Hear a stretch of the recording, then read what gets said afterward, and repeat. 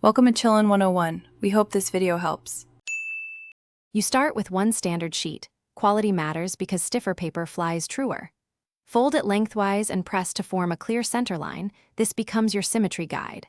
Once done, open the sheet and fold both top corners to meet that center crease, forming a pointed nose. You do this to align mass and reduce yaw in flight. Make each crease firm. Soft folds create drag and unpredictable turns later on. Now shape the wings so the dart glides instead of tumbling.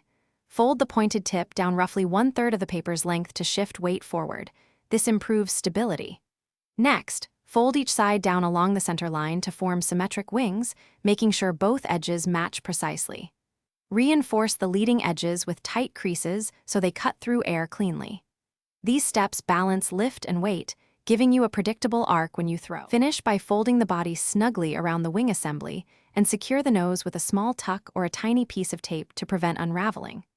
You should test throw at short range to observe flight. A gentle outward bend of each wing, dihedral, adds lateral stability. If the dart spirals or veers, make small corrections.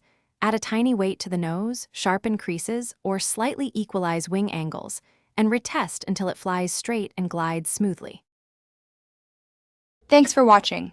Consider subscribing if we helped you.